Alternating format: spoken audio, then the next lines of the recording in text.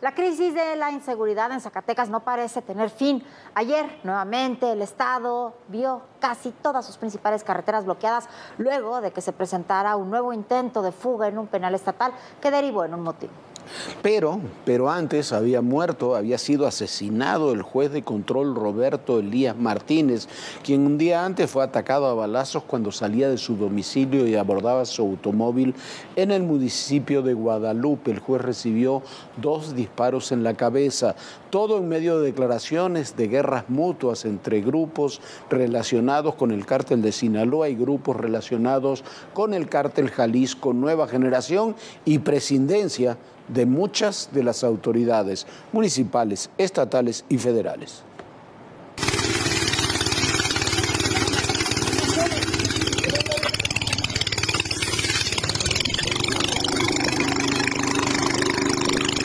Así fue como transcurrió la noche de este 4 de diciembre en varios municipios de Zacatecas, como Calera y Fresnillo.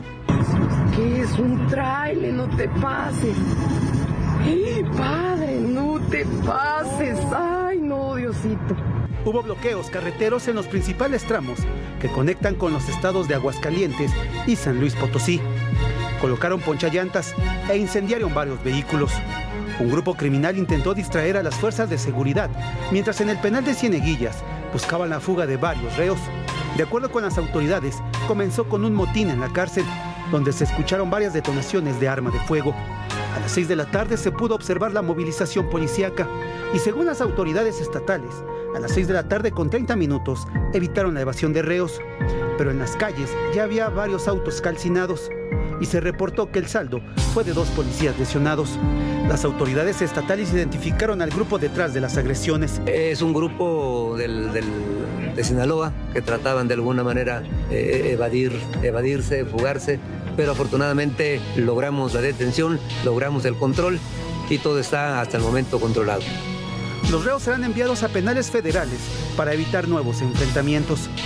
Horas antes de comenzar el motín y los bloqueos, se dio a conocer la muerte del juez de control Roberto Elías Martínez.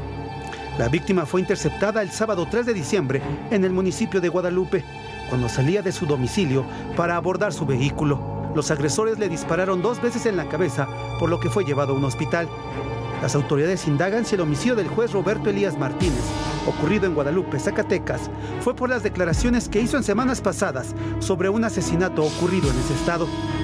Mientras que el viernes, 2 policías fueron asesinados en el municipio de Valparaíso. Sucedió cuando transitaban por la comunidad de San Antonio de Padua. Civiles armados los interceptaron y les dispararon. Zacatecas es la entidad con mayor número de policías asesinados, con 51 casos.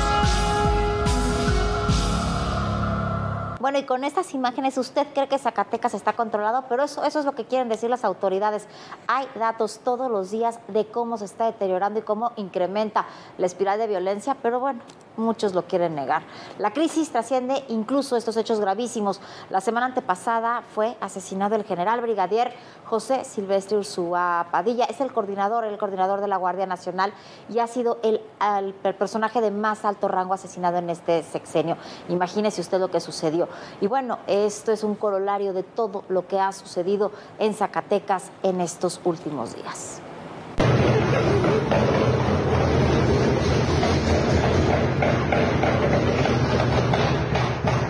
¡Corre, Liga, por acá! ¡Por acá, por acá!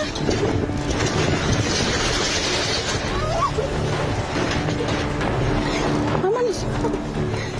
Los enfrentamientos entre el cártel Jalisco Nueva Generación y el cártel de Sinaloa tienen en jaque a Zacatecas. La disputa por el control del territorio y las rutas para el trasiego de droga hacia la frontera norte recrudecieron la violencia de los últimos meses. Tan solo entre 2021 y 2022 se han presentado más de 9 episodios de desplazamiento forzado colectivo en las comunidades de Saravia, Palmas Altas, Ermita de los Correas y otras 16 comunidades de la sierra del municipio de Jerez. Se estima que en estos éxodos, 2.500 personas han dejado sus hogares.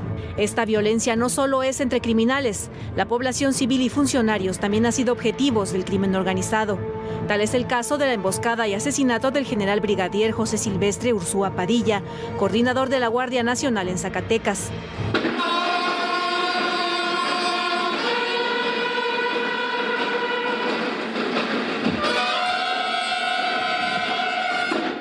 El general brigadier Ursúa fue asesinado el jueves 24 de noviembre durante una emboscada de integrantes del cártel Jalisco Nueva Generación en el municipio de Pinos, a unos 20 kilómetros de San Luis Potosí. En un punto cercano a la comunidad de Jaltomate, el general Ursúa Padilla, compañía de sus elementos de Guardia Nacional, tuvo un segundo enfrentamiento que duró unos minutos más. Ursúa Padilla encabezaba una operación de búsqueda, cateo y localización de delincuentes. En la emboscada resultaron lesionados 5 agentes, 3 de la Guardia Nacional y 2 de la Policía de Investigación. El general brigadier murió cuando era atendido en un hospital. El subsecretario de Seguridad, Ricardo Mejía, informó que el sicario que asesinó al general fue abatido en un enfrentamiento en el municipio de Jaltomate. El general brigadier José Silvestre es el funcionario de más alto rango asesinado en esta administración. Era un militar especializado en temas de seguridad. El 4 de enero, hace 11 meses, llegó como coordinador de la Guardia Nacional a Zacatecas, un estado donde cerca del 90% de su población se siente insegura en su propia casa.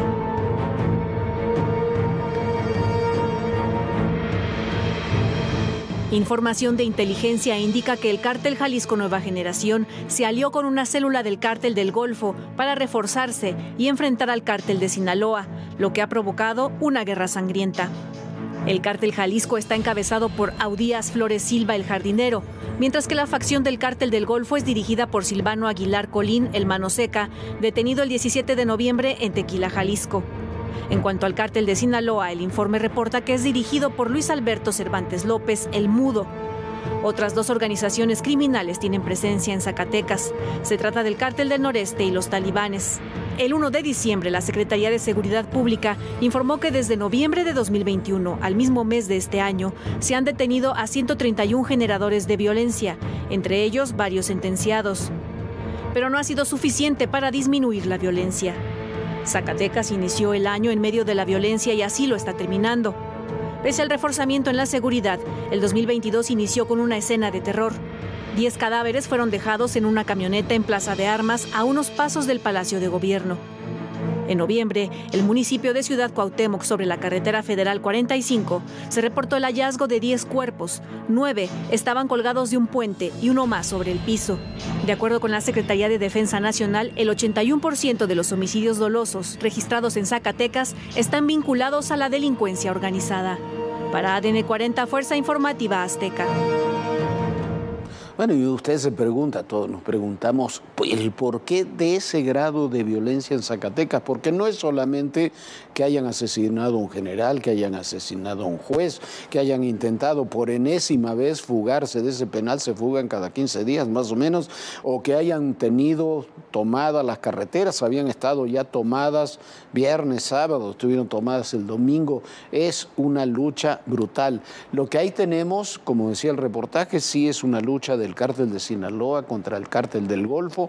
En el cártel de Sinaloa son grupos del Mayo Zambada contra el cártel Jalisco Nueva Generación, que son grupos encabezados por el Sapo. Cuando se decía el cártel del Golfo sí tiene participación ahí en Zacatecas.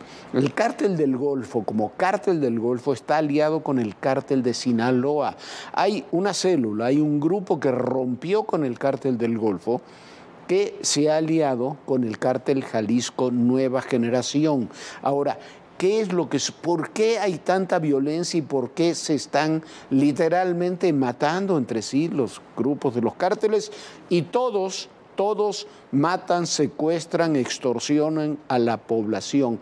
Vea usted un poco lo que es la realidad de Zacatecas, su ubicación geográfica. Esta es Zacatecas, por supuesto, pero Zacatecas está no solamente en una zona estratégica del país, aunque no sea Zacatecas, porque no lo es, un estado productor de drogas, aunque cada vez hay más laboratorios. Pero la droga que entra, por ejemplo, por los puertos de Manzanillo y de Lázaro Cárdenas, que cruza por Jalisco, su punto más cercano para ir hacia toda la costa este de los Estados Unidos es pasando por Zacatecas, tiene que pasar por el estado. Colima, Jalisco, Nayarit, Guanajuato, que es otro estado limítrofe, son todos estados con una enorme presencia criminal que además se están disputando entre distintos grupos criminales, a veces, como es en el caso de Jalisco, incluso del mismo cártel. Cruzan a Zacatecas y ahí tienen a Nuevo León, donde se ha incrementado la violencia. En Nuevo León hubo esta semana 16 asesinatos en Nuevo León. Eso cruzan por Zacatecas, en San Luis Potosí, en toda esta zona. Aquí fue donde mataron al general, en el municipio de Pinos. Es este lugar, este extremo del estado de Zacatecas. Es otra zona en disputa con distintos cárteles. ¿Por qué? Porque esta es la entrada a otra región del país. Es la entrada a las Huastecas y es la entrada también una de las más cortas para cruzar el país y para ir al Golfo de México. Obviamente ahí está Coahuila, aquí está esta zona, esta es la zona del Triángulo Dorado, es la entrada, la zona del narcotráfico por excelencia, la zona del Mayo Zambada, del Chapo Guzmán, del mayor poder del cártel de Sinaloa. Aquí ya operan toda esta zona, lo que eran los grupos de Caro Quintero, pero por eso es estratégico Zacatecas, por eso hay tanta violencia en Zacatecas y por eso estos grupos están luchando con tanta violencia por el control de ese estado. Lo que llama profundamente la atención, que a esas acciones del crimen organizado no se correspondan reacciones iguales del gobierno federal, del gobierno estatal, que se lo ve más perdido que vaya a saber quién, de los gobiernos municipales que prácticamente no existen, Viviana. Esa es la situación que se vive hoy en Zacatecas. Bueno, y lamentablemente no se ve que pueda mejorar a corto plazo, al menos de que haya una estrategia muy, muy fuerte. Y bueno, además de toda esta violencia, Zacatecas se puede permear en otros estados del país, porque obviamente Zacatecas no es el único donde ha habido enfrentamientos. En Acapulco, Guerrero, hubo varios ataques la madrugada de este lunes. Uno de ellos fue en un bar en la zona Diamante, cuando un hombre irrumpió en este establecimiento y disparó contra 5 asistentes. El agresor ya fue detenido por elementos de la policía, quienes le aseguraron un arma de uso exclusivo del ejército. El saldo de estos ataques es de 9 muertos. Aquí parte de lo que sucedió. La violencia se recrudece en Acapulco, Guerrero. Este lunes el puerto amaneció con varios hechos violentos en los que murieron 9 personas. La primera agresión ocurrió a las 5 de la mañana en un bar de la colonia Luis Donaldo Colosio, en la zona Diamante. Los reportes indican que hombres armados irrumpieron en el establecimiento y dispararon contra los asistentes. 4 personas murieron en el lugar, mientras que otro falleció horas más tarde cuando recibía atención médica en un hospital. Uno de los agresores fue detenido por elementos de la policía. A este sujeto le aseguraron un arma de uso exclusivo del ejército. 2 horas más tarde, en la avenida 16 de septiembre, a una cuadra del Mercado Central, un grupo armado atacó varios locales de venta de pollo. 3 personas murieron en diferentes establecimientos. El tercer hecho sucedió a las 9:30 de la mañana en el fraccionamiento Brisas Guitarrón, donde un hombre fue asesinado al interior de su vehículo, el cual se encontraba en la entrada, muy cerca de la pluma de seguridad. El automóvil tenía 10 impactos de bala. 2 hombres fueron detenidos en un estacionamiento privado. El fin de semana, del viernes 2 al domingo 4 de noviembre, 10 personas fueron asesinadas en el estado. Hace casi un mes, la violencia en calles y playas de Acapulco se ha hecho presente, pese al aumento del despliegue de Fuerzas Armadas federales y estatales. En octubre, el secretario de Seguridad Pública de Guerrero, Evelio Méndez, señaló que 4 grupos criminales se pelean el territorio guerrerense. Se trata de la familia michoacana, el cártel Sinaloa, el cártel Jalisco Nueva Generación y el grupo local, el cártel Independiente de Acapulco. Hay que ponerle un nombre, un rostro. ¡Te vamos a encontrar! ¡Te vamos a encontrar! Y que vienen todas las demandas internacionales. Una ciudad tan complicada como es la Ciudad de México. Ya llegamos a Aguililla, esta ciudad, la entrada a la Tierra Caliente.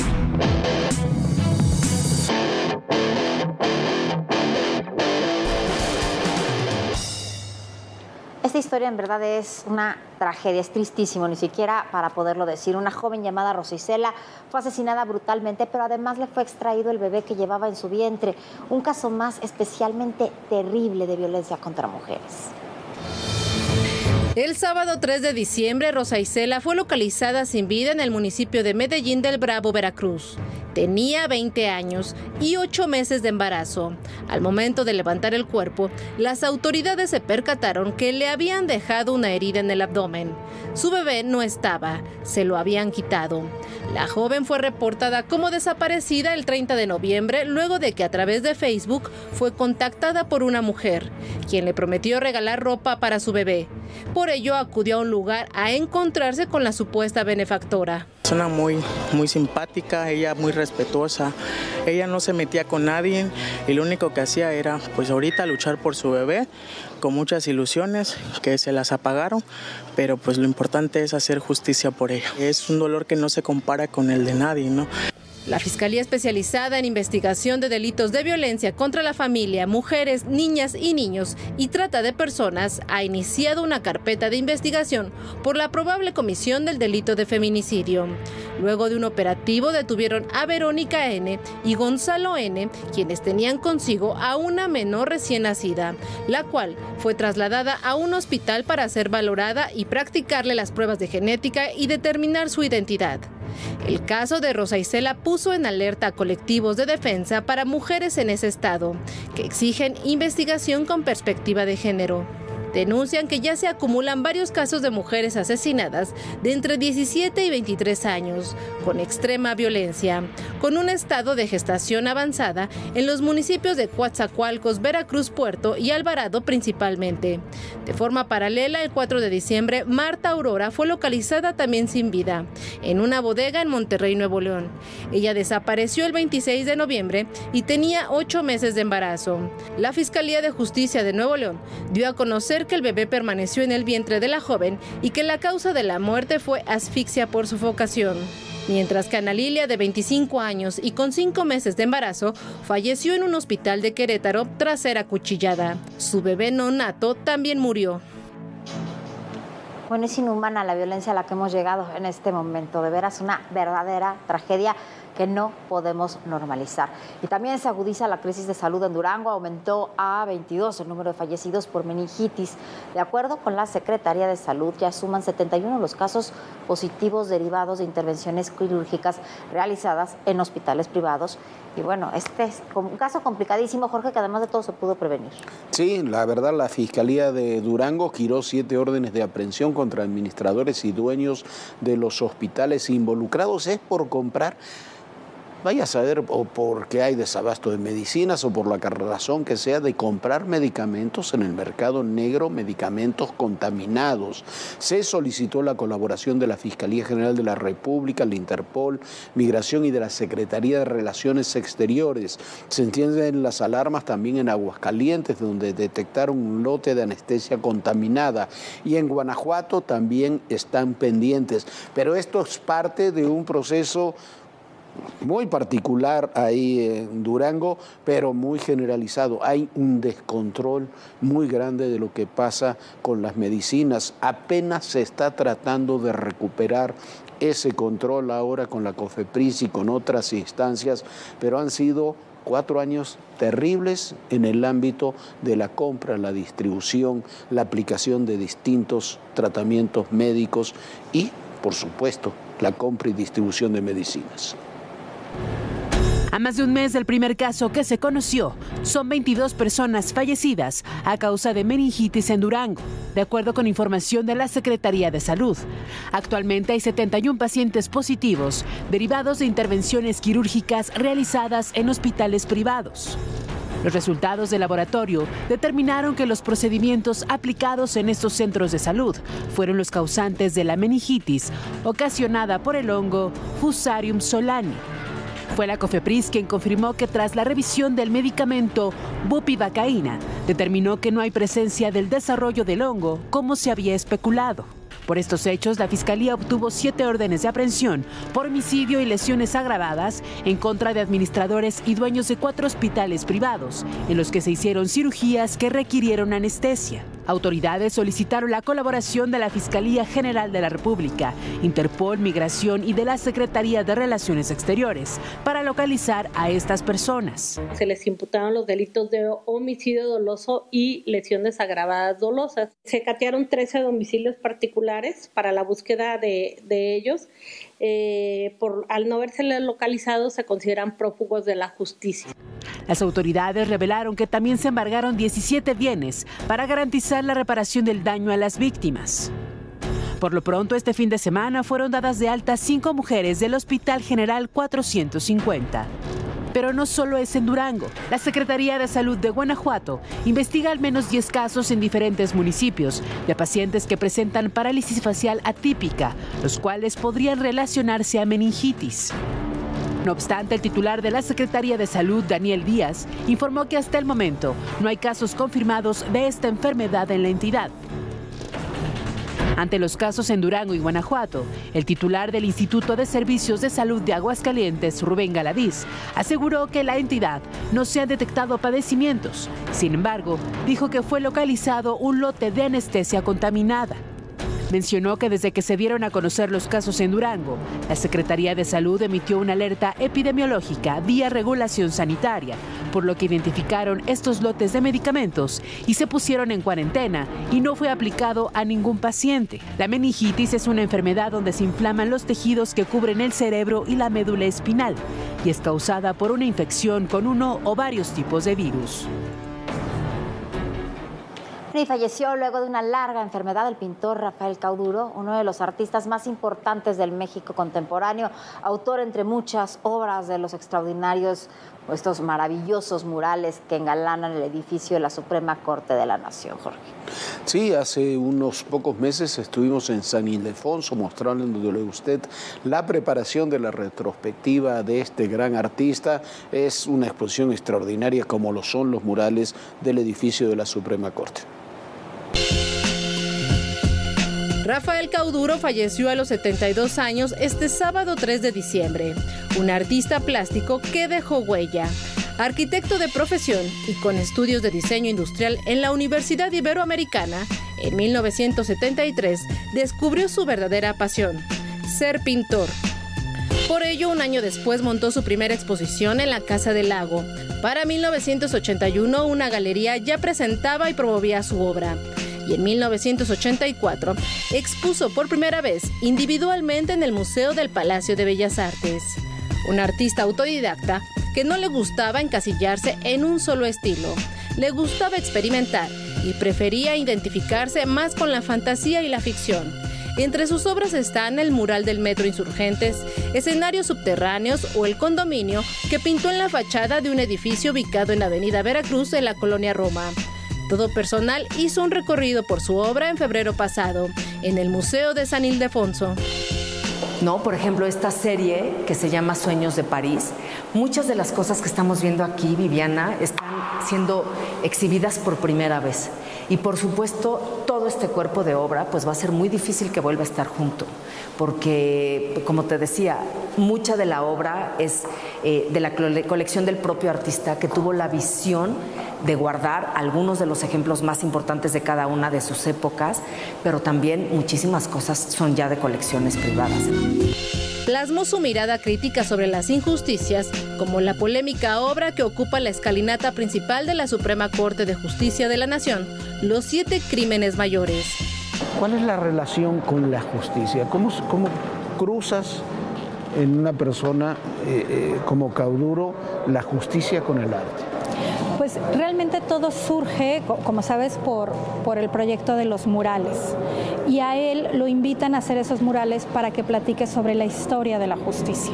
Cuando va a platicar con los ministros, les dice, si me aceptan, yo les voy a dar una contrapropuesta, y les presenta el proyecto más bien de la falta de justicia, ¿no? De la realidad de nuestro país. Esta parte de los archivos viciados, que finalmente son personas. Un folder es una persona que lleva años. Una historia que está ahí encerrada. Y que muchas veces ni siquiera ha sido juzgada.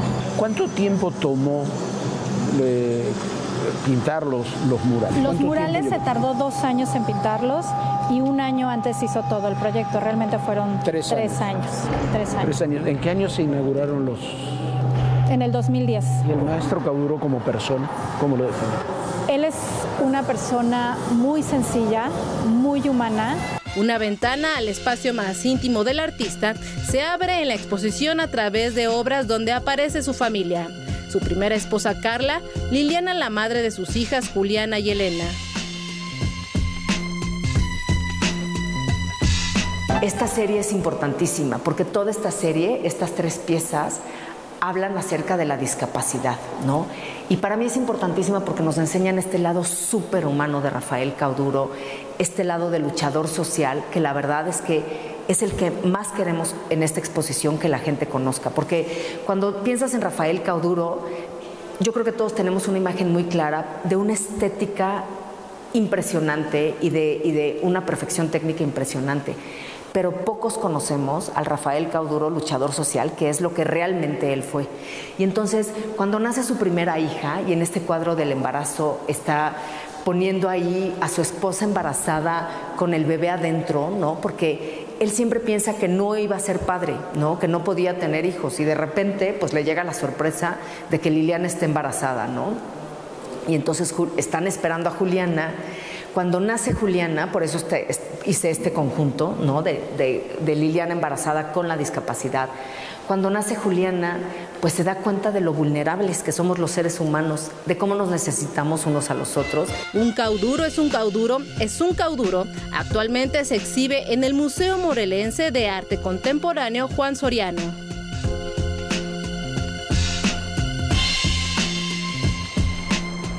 Bueno, descansa en paz Rafael Cauduro, y desde aquí, desde todo personal, un abrazo muy solidario a toda su familia. Una gran pérdida, la de este gran artista. Ya nos vamos, muchísimas gracias por habernos acompañado, pero bueno, Jorge, mañana nos vemos aquí.